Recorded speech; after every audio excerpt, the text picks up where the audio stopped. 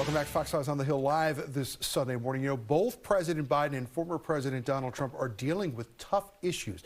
Trump is on the criminal trial right now in New York. Biden trying to manage high inflation and protests on college campuses. As we've been talking about this morning, anti-Semitism continues to be a problem across the country. We're pleased to welcome back Keith Nahigian. He's a Republican strategist and has run several presidential campaigns back to the On the Hill desk this morning. You heard the conversation we just had a moment ago with Rich Nichols. There's a Republican side to this as well, too. As we watch these protests unfurl across the country, we've seen this past week Republicans, some from the House Oversight Committee, going down to George Washington University this past week to do a visit to the campus and to call on university officials to shut them down. Why are Republicans inserting themselves into this right now, and do you think it will make a difference? Well, I think they're inserting because it's an election year, and I think things that are done now are for messaging purposes. So passing bills and things quickly are for messaging, really, purposes, and trying to put maybe their opponents in a box. But people see what's going on with kind of lawlessness, and that seems to be a theme of this cycle. I think going there and seeing what's going on, I do think that issue is going to kind of diminish a little bit just because of the nature of campuses graduating and ending their season in the next week or so for the most part around the country. Donald Trump has been relatively quiet about these protests, which is a bit unusual for him. Has there been much discussion that you've heard amongst the protesters of which president would be more likely to help the Palestinian cause or not? Donald Trump was very close with Benjamin Netanyahu throughout his time in the White House, and it's a stretch to think that if a second Trump presidency were to occur, that he would somehow be some kind of pullback on Benjamin Netanyahu when it comes to Gaza or comes to the Palestinians.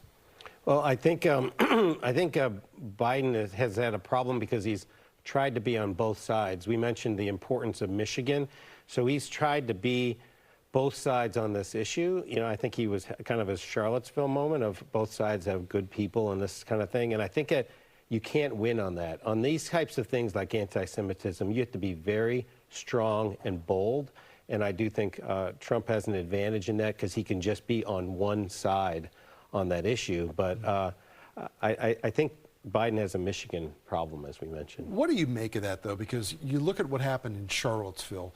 That primarily came from what we used to call the alt-right, the extreme far-right wing.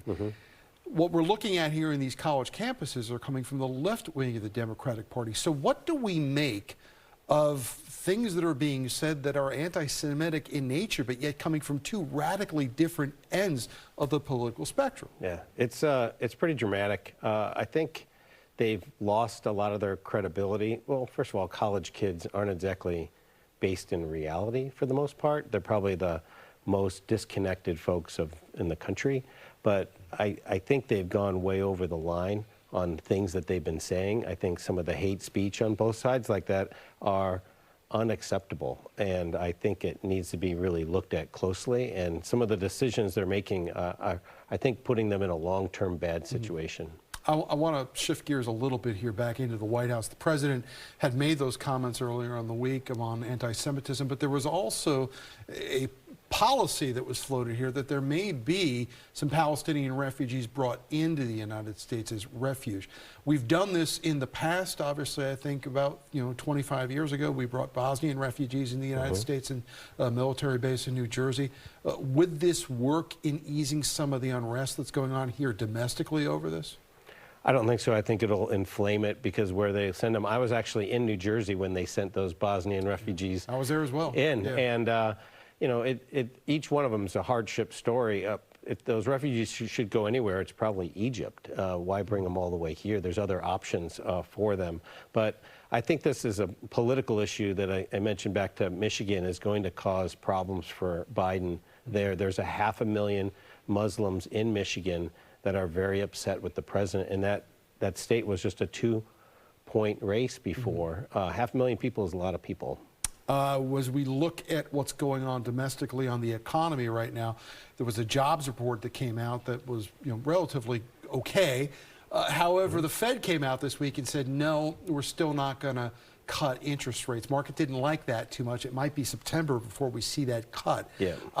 Is that something people vote on, or do they tend to vote on their pocketbooks? Well, the number one issue is the economy. I think Biden was telling people the economy's great, and remember January 6th.